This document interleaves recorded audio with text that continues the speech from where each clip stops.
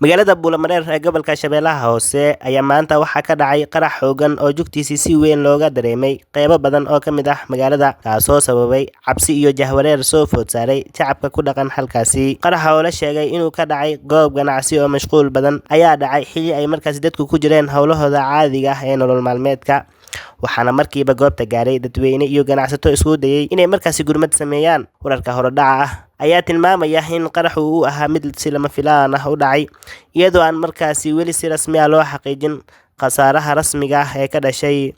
Goobjoogayaal ayaa sheegay in markaasi la maqlay jug aad u weyn oo gilgishay deegaanka, taasoo sababtay in markaasi dad badan ay markaasi goobta ka cararaan. Anagoo markaasi khadka internetka kula xiriirnay mid ka mid ah ganacsatada magaalada, Xuseen Mu'adin, oo ahaa goobjooge, ayaa waxa uu faahfaahin dheeraad ah naga siiyay sida uu markaasi qaraxu u dhacay.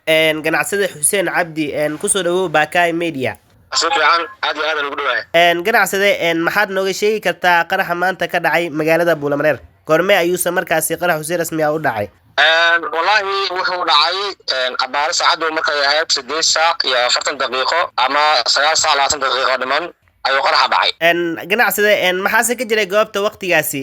Halkee si gaar ayuu qaraxa uga dhacay magaalada Buulamareer qaraxa wuxuu ka dhacay agaarka shirkadda maxaan ku yiraahdaa korontada bixiso ama bosteejada xamar maqaayad la yiraahdo maqaayadda Cabdiwadaad agteeda ayuu qaraxa ka dhacay. dabcan sidee ay xaaladdu ahayd goobta ka hor intuusan qaraxu dhicin? Maxaa ugu horreyn la maqlay ama markaasi la arkay? wallahi horta dadka inta badan maadaama maanta ay tahay maalin jimco bil Ramadaan aan ku guda jirno, dadka inta badan waxay adeegtaan xilligan oo kale 8 saac iyo meelaha ka dambeeyo afarka si ay u diyaar garoobaan. Waxay ku mashquulsanaayeen dadka inta badan qaarna masaajid ay isaga jireen maadaama maanta jimco ay ahayd shaqo fiican aysan jirin, qaarkoodna adeeg ku mashquulsanaayeen.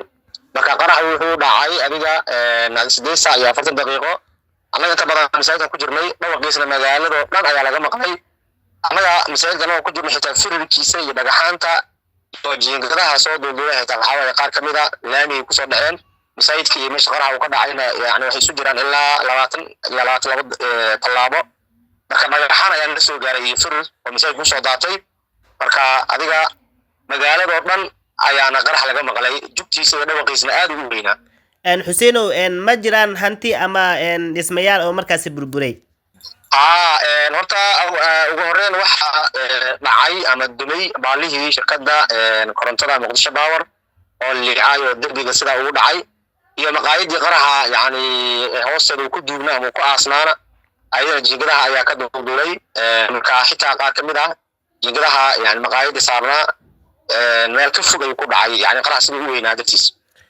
Waa tahay, sidee ayay markaasi uga jawaabeen adeegyada gurmadka caafimaad iyo markaasi qaraxu ma saameeyay isu socodka dadka iyo gaadiidka? sidii caadi iska ahayd markuu qaraxa dhacay dadka inta badan way kala carareen.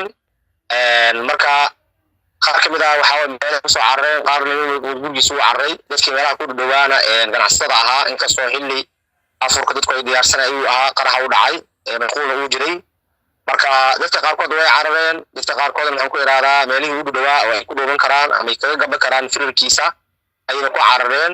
adiga arrinka sidaas ayuu ahaa xilligaas. Xuseen, waad mahadsan tahay. adigoo markaasi soo koobaya, sidee ayay hadda xaaladdu tahay? wallahi isla markii hortilaamaha amniga ayaa soo gaaray meesha. wax hadoo dhibaato ah oo ka dhacay oo burbur hantideed haddii laga reebo qof bini'aadam wax kuma gaarin. xoogaa argagax unbaa dadku ku dhacay, laakiin hadda jawiga magaalada aad uu fiican yahay. socodkii, ganacsigii, shaqadii, dadkii, howlal maalmeedkii iyo maxaan ku irahdaa afurkii iyo diyaarintii iyo suuqa sidiisa maasha Allah si kusoo laabtay. alxamdulillah wax dhibaato ma jiraan hadda. Waa tahay Xuseen, maamulka magaalada goorma ayay markaasi heleen warka ku saabsan qaraxa? ma jiraan tallaabooyin degdeg ah oo markaasi la qaaday kadib dhacdada? goobta qaraxa ka dhacay hadda ma la xiray mise way furan tahay?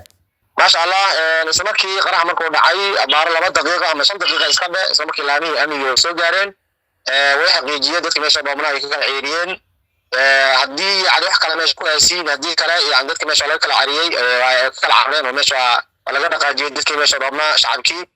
marka adiga alxamdulillah laamihii amniga markii soo gaareen oo meesha ay xaqiijiyeen meesha yani laamihii dhinaciisa uu ku aasnaa qaraxa markuu dhacay. maxaan ku irahdaa xitaa tuubadii biyaha xataa meesha way ku go'day oo qaraxa ku aasnaa. hadeertaan waxaan u jeedaa iyadoo la farsamaynayo baalihiina qoladii ku shaqo leedahay ayagoo samaysanayo.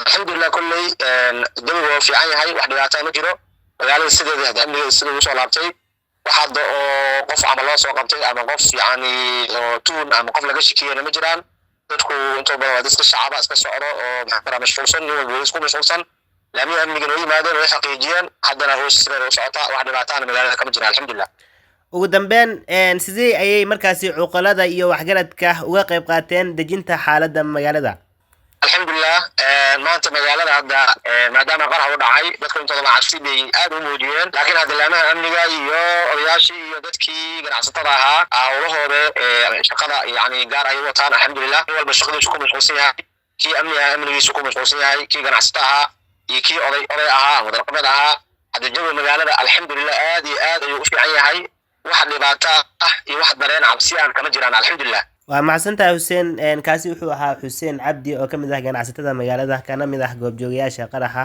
aad iyo aad u mahadsantihiin sidaas wasalaamu calaykum waraxmatullahi wabarakaatu